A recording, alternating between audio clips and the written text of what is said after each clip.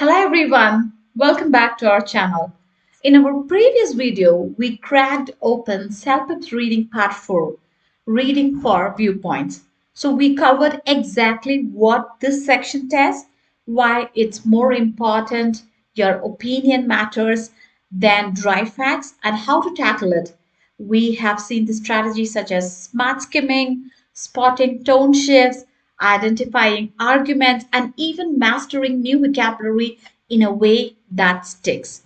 So, skim smartly, distill main opinions, decode tone and emotions, observe and own new vocabulary.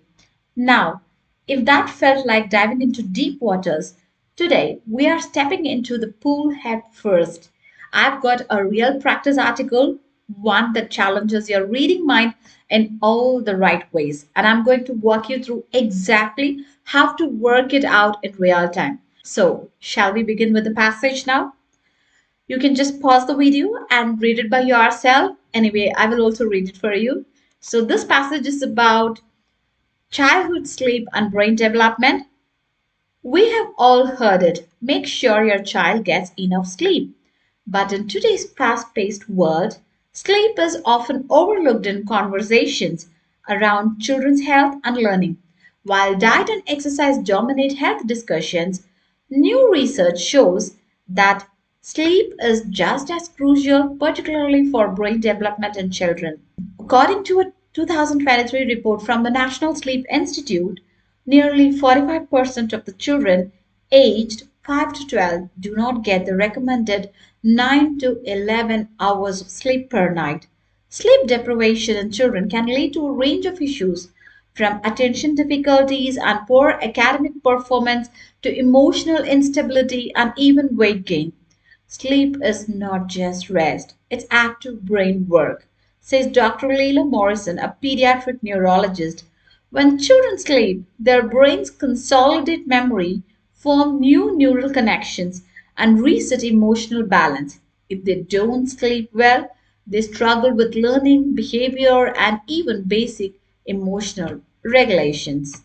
So, what's preventing children from getting quality sleep? Increased screen time, academic pressure, late night meals, and inconsistent bedtime routines are major culprits. The constant stimulation from devices, even educational ones, delays the brain's ability to wind down. Experts recommend turning off all screens at least an hour before bedtime to allow the body's natural sleep cycle to activate.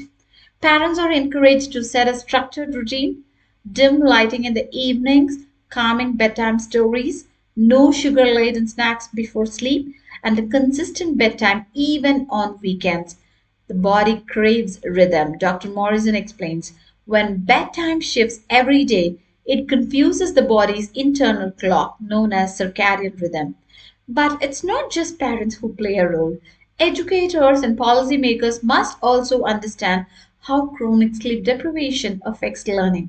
Some schools around the world have responded by delaying start times for younger students, resulting in improved mood, better focus, and higher test scores.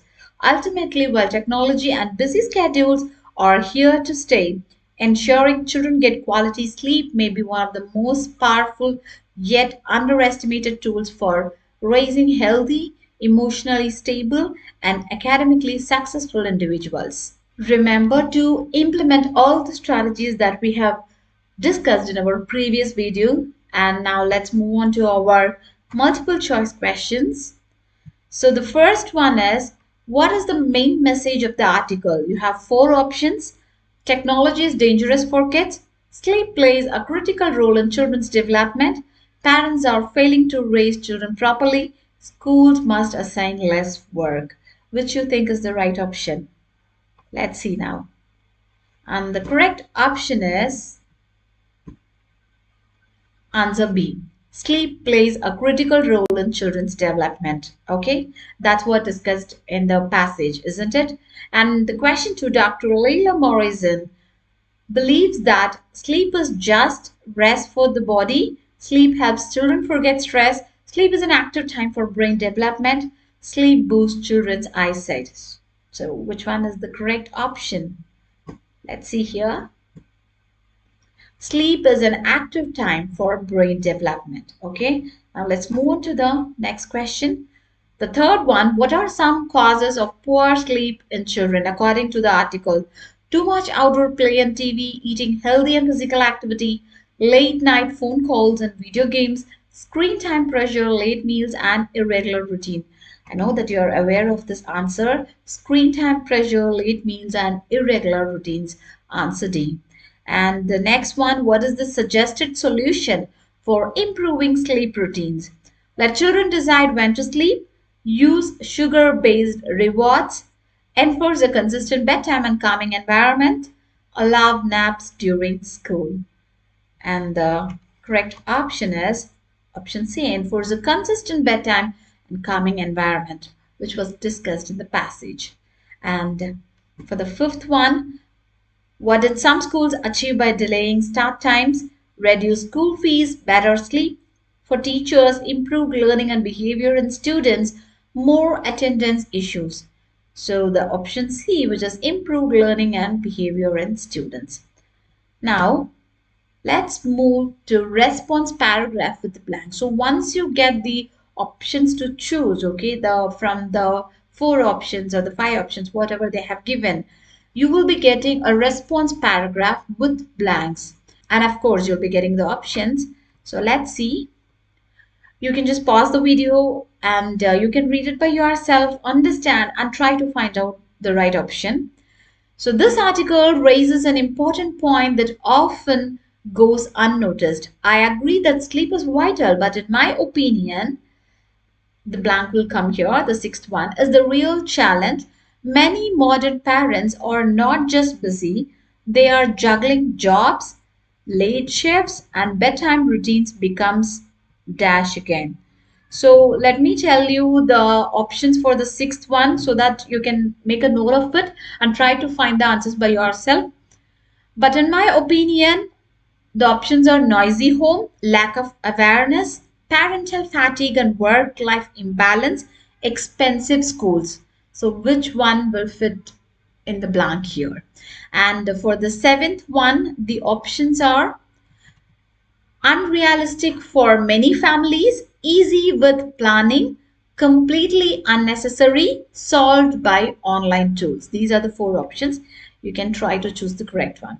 And the next one is in countries like Sweden, sleep education is taught to both students and parents, helping families build better habits together. Additionally, some experts argue that I'll give you the options because the eighth blank comes here whether the child studies, sleep quality, number of hours, level of sugar in diet matters just as much as how long a child sleeps. A noisy environment or even a bright room can negatively affect sleep quality. It's also important to consider that not all families have the resources to create ideal sleep spaces. That's true. Crowded homes, loud neighborhoods, or shared bedrooms can reduce. I'll give you the options: appetite, memory, sleep effectiveness, bedtime motivation. Despite these obstacles, I believe raising awareness is the first step. Schools, doctors, and community centers should work together to support parents with real practical tips. After all, DASH is a shared responsibility, not just a household one.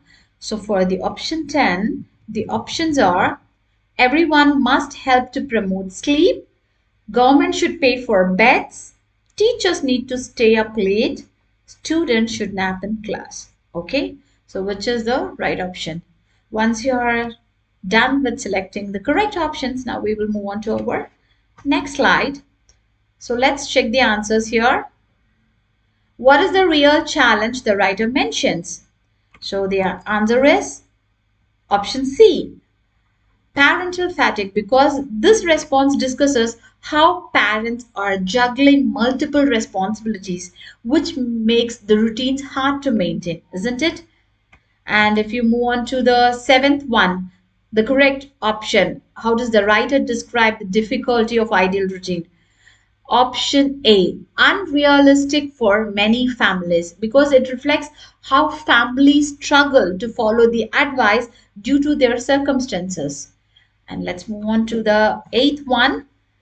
Eighth answer is sleep quality because this response mentions noise and light affecting sleep quality rather than just duration, right? So this is the correct one. And for the ninth one, the what could be reduced by environmental factors, sleep effectiveness. Why? Because a noisy or bright space impacts how well a child actually sleeps, not just if they sleep. Got it? And for the last one, what is the writer's final takeaway? Everyone must help to promote sleep because the closing statement, if you see the closing statement, it stresses that sleep improvement should be a collective effort. So everyone must help to promote sleep. Got it? So that's all for today's video. Kindly like, share, and subscribe for more self-help tips. See you in the next video. Bye bye.